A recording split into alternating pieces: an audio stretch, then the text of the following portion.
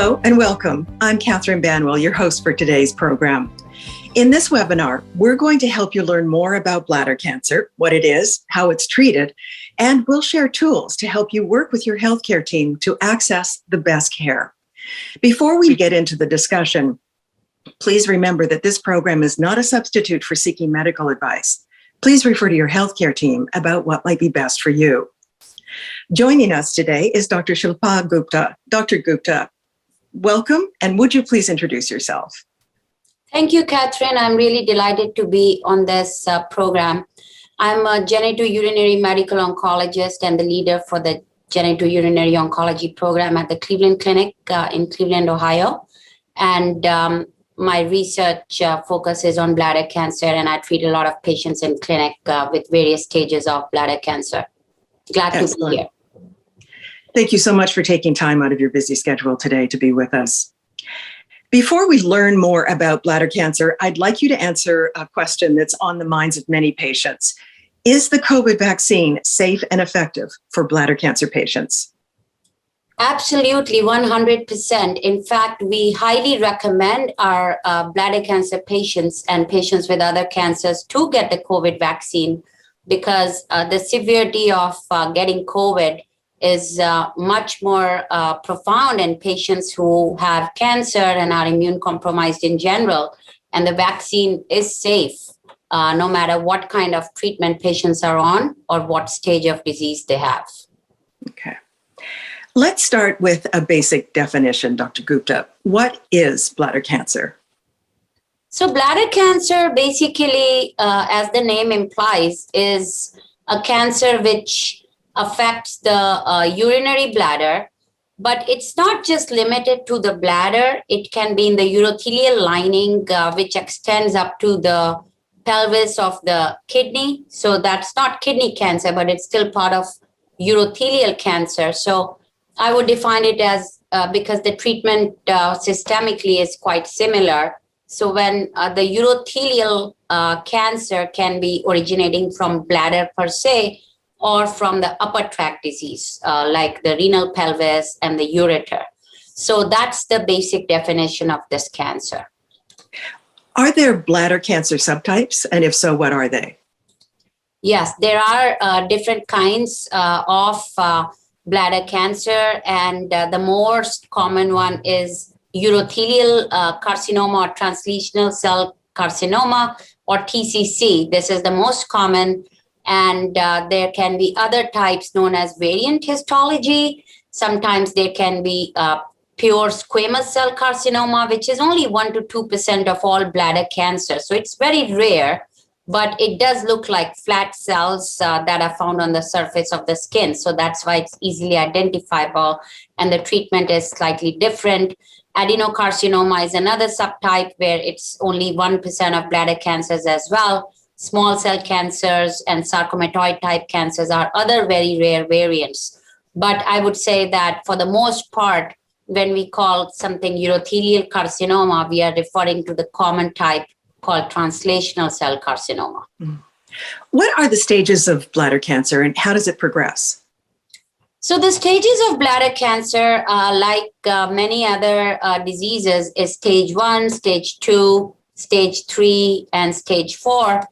And many times we hear about, that patients have superficial bladder cancer. And many times we hear that it's stage 4 or advanced. So basically, whenever the bladder cancer is only involving the superficial layers, because bladder is a very muscular organ.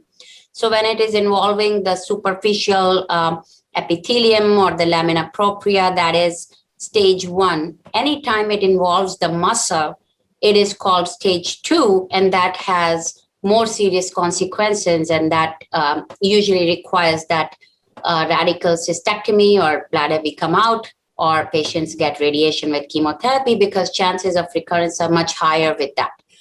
And anytime it is going a little bit beyond the bladder, still contained at stage 3, and when it involves the other organs in the pelvic region, then we call it stage 4, or if it has gone beyond the pelvis to distant sites like lung or liver or bones. So that is the definition for metastatic cancer.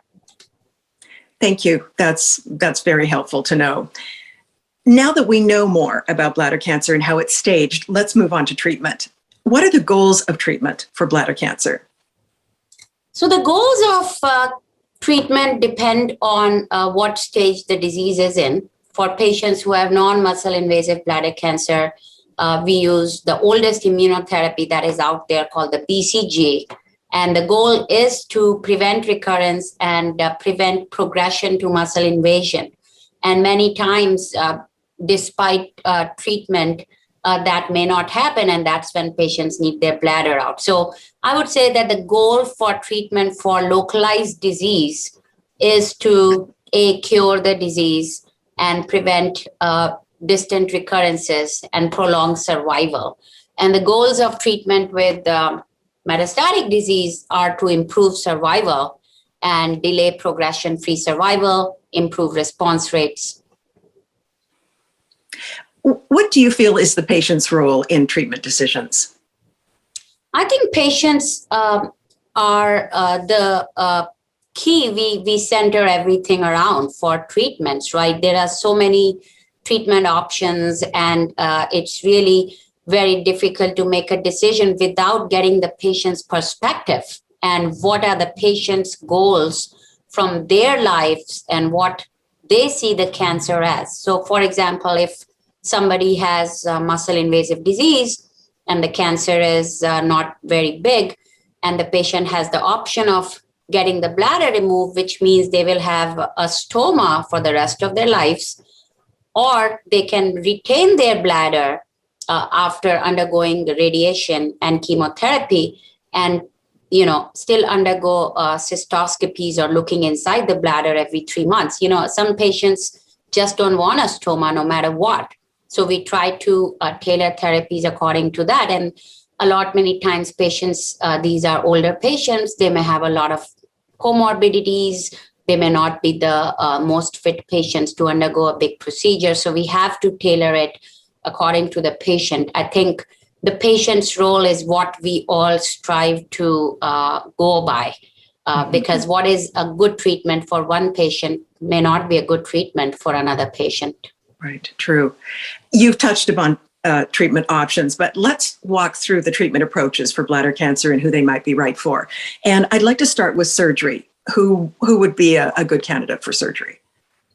So I think patients who are otherwise fit, that is, they have good performance status, don't have a lot of cardiac or other comorbidities, or are not very obese, and of course, have to be fit for any major procedure, are usually considered good surgical candidates. But as far as in terms of staging, the patients with stage 1, if BCG does not work in them or immunotherapy doesn't work, they are recommended surgery if they are good candidates. If they're not good candidates, we then, our role as medical oncologists is to offer other systemic therapies.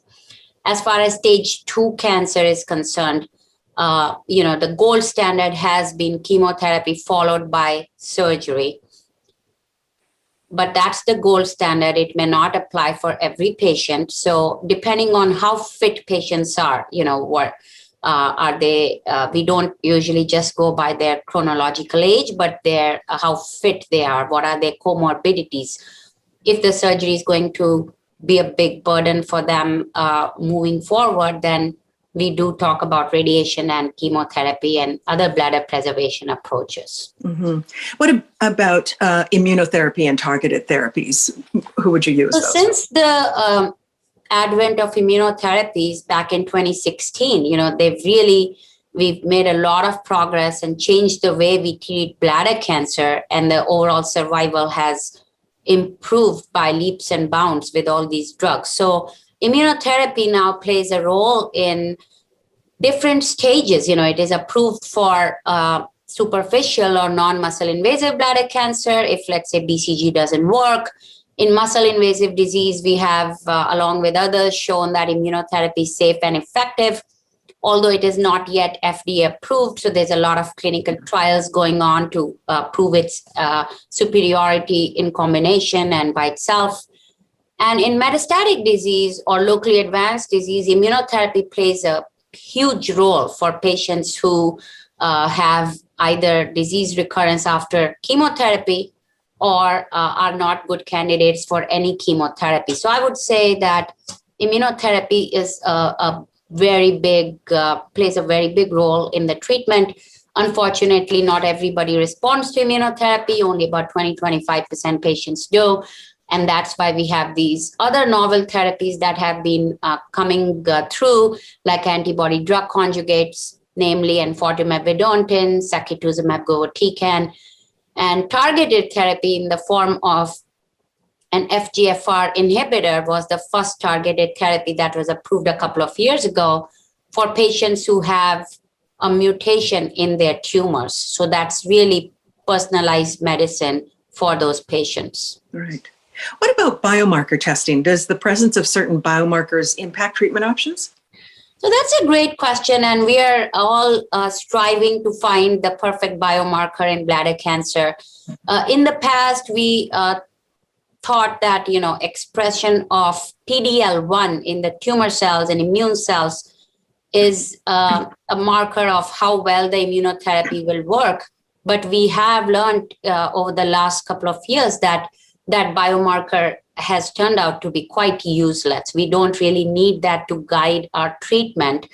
We are still depending on clinical biomarkers for immunotherapy use or chemotherapy use. So I would say that the biomarker question is still being looked at. And eventually, I would say it's not going to be just one biomarker, but a composite of several different biomarkers that we will be able to use comprehensively. Where do clinical trials fit into the treatment plan?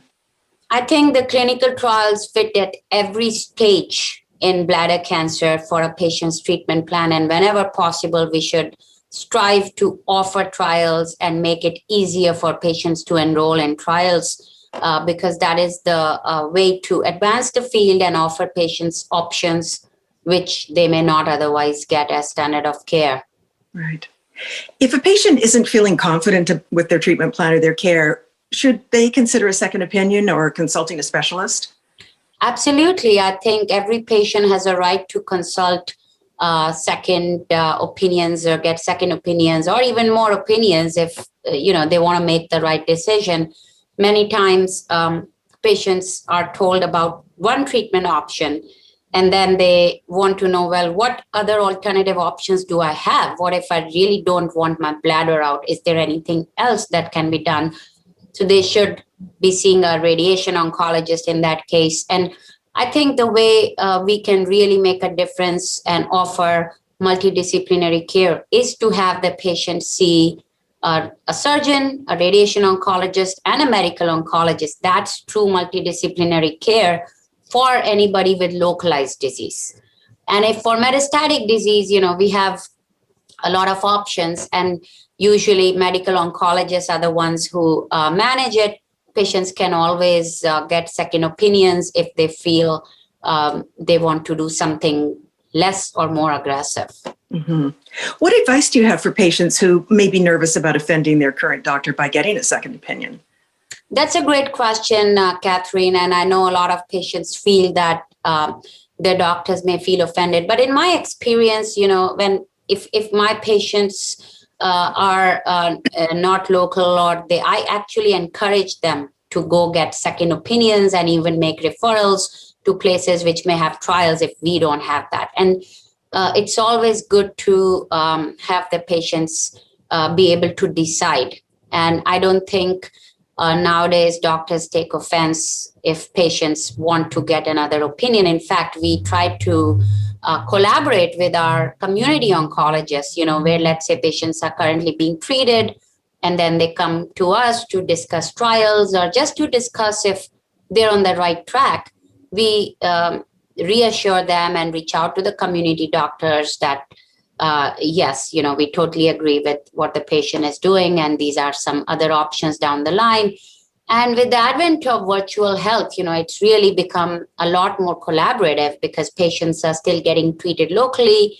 And when they have their scans and have questions, they can set up a virtual appointment with their doctors in institutions where we have more treatment options like trials. Mm-hmm. I imagine side effects vary among patients. What side effects should someone undergoing treatment be aware of?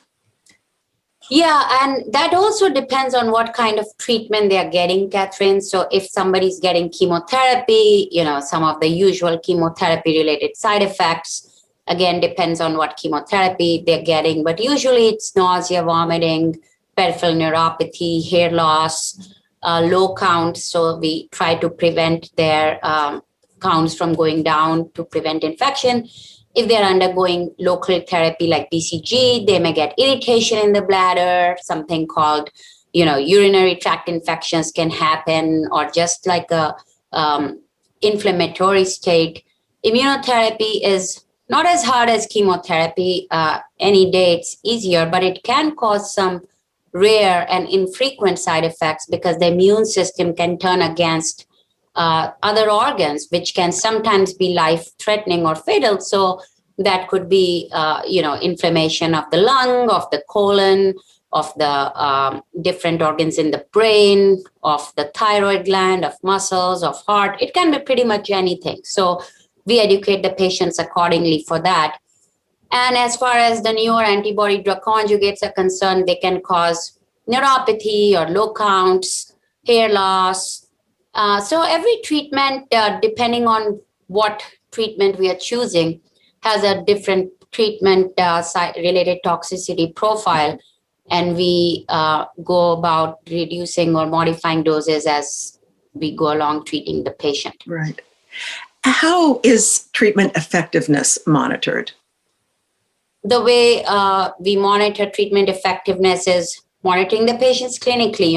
If they're getting better, then that even without a scan, patients are actually going to be responding. I've personally seen patients who, right after 1 or 2 cycles of some novel therapies like antibody drug conjugates or immune therapy, just turn around and they are gaining weight, eating better. So that person is doing well. But ultimately, every patient does need serial imaging like CAT scans or MRIs or bone scan to document how the cancer is responding or not responding. Right. We received this question from an audience member prior to the program. Eileen asks, I'm worried about a recurrence. Is there something I can do to lower my risk of the cancer coming back?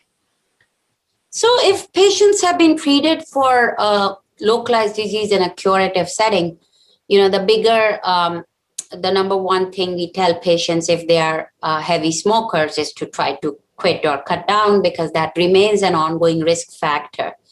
Other than that, I think if patients are exposed to some environmental agents which can cause bladder cancer, that is in their control.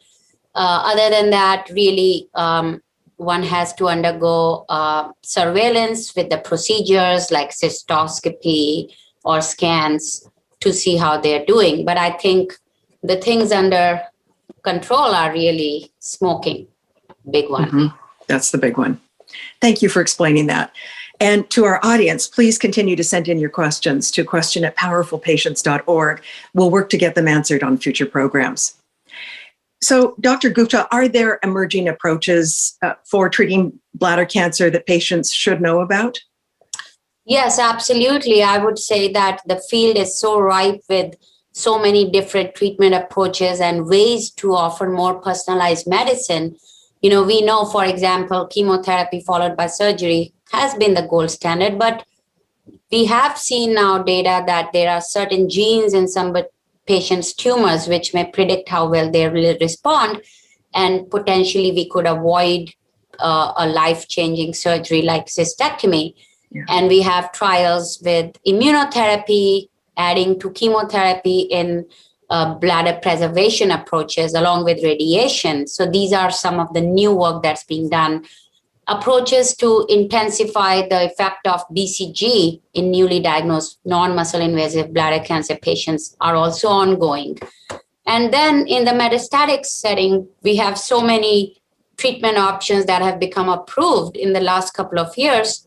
Now the goal is, well, how to sequence the therapies best for the patient, and whether in the frontline therapy we can actually get rid of chemotherapy. You know, some of these antibody drug conjugates and immunotherapy combinations are proving to be very effective. And the hope is that one day patients may not need chemotherapy because we have chemo-sparing regimens. Right. So there's a lot going on, and I think the progress has been tremendous in the past few years. Some patients may be fearful when it comes to clinical trials. So what would you say to someone who might be hesitant to consider participating in one? I would say that there's a lot of misconceptions out there that going on a trial is like being a guinea pig or you get a placebo. For the most part, patients are getting active drugs whenever possible. The only time where we have placebo-controlled trials is if for that particular setting, there is no approved treatment.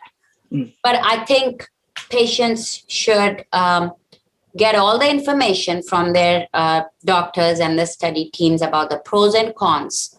Many times it's about, you could do the study because the patients meet the criteria and are fit to do it. And if they wait for later, they may not be eligible anymore for whatever reasons. And I always put it this way, that standard of care therapies will still be available, but studies are sometimes with a tight window and tight criteria. So I think patients should know that all these studies that are out there are, very ethical and use the best possible control arm, so that even if they don't get the experimental drug, they'll still get what is the standard of care, unless it is something really being compared to nothing. Right. Let's talk about patient self-advocacy for a moment.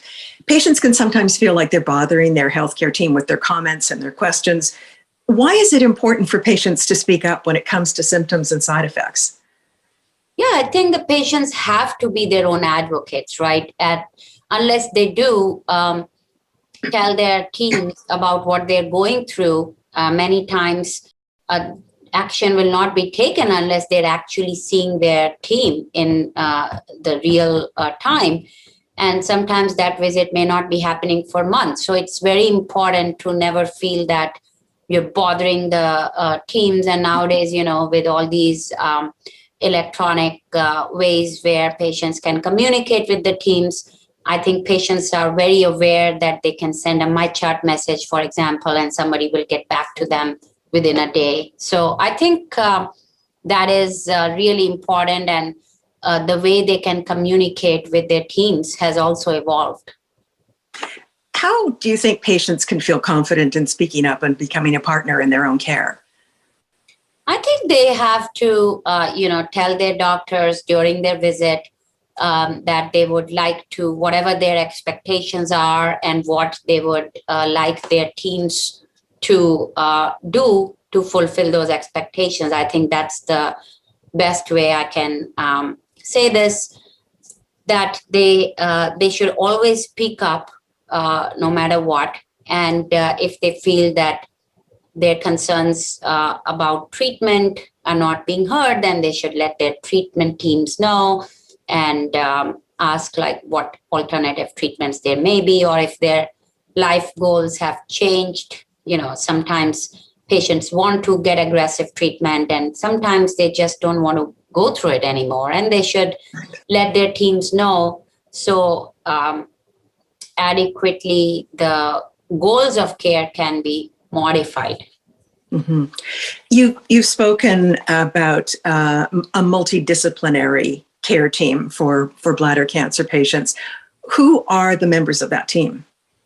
So the multidisciplinary care team are all the key players who participate in patients' care. So the urologist, who for the most part diagnose patients, because patients, let's say, are having blood in the urine, they see a urologist, they show a bladder mass. then it's the medical oncologists like us who are kind of the,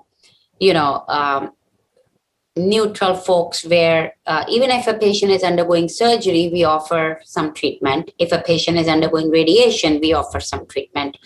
If a patient is metastatic disease, then sometimes they just see us unless they have some complications, or if they have a new spot in the bone where we want them to get radiated, then we include them. And then there's the radiation oncologist, whose role comes for patients with localized disease. So that a patient, when they are diagnosed with bladder cancer and have localized disease, they should know all their options, that surgery is one option, radiation can be another option, and they have options to preserve their bladder too.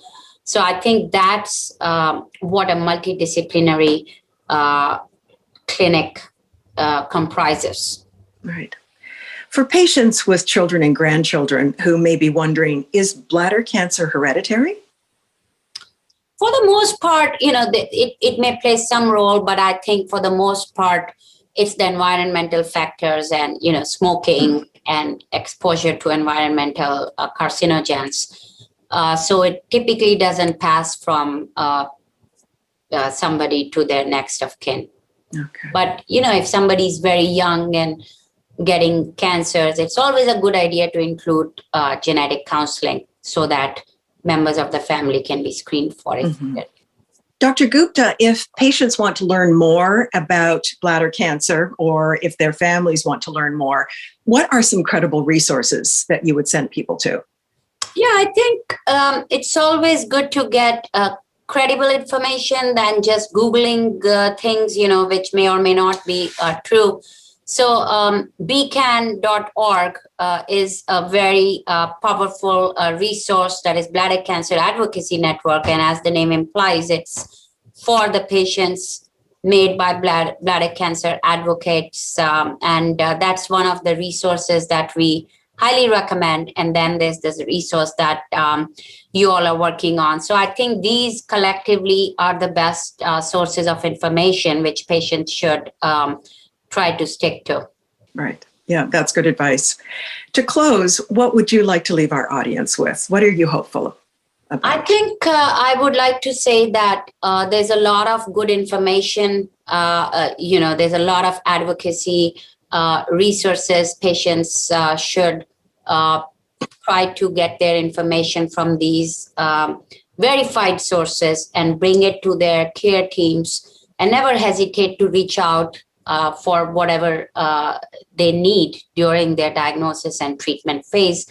And always ask questions, ask about clinical trials, ask about alternative options. And that's what I would leave the message to be. Thank you so much for joining us today, Dr. Gupta. We really appreciate it. Thank you, Catherine. And thank you to all of our partners. To learn more about bladder cancer and to access tools to help you become a more proactive patient, visit powerfulpatients.org. I'm Catherine Banwell. Thanks for joining us today.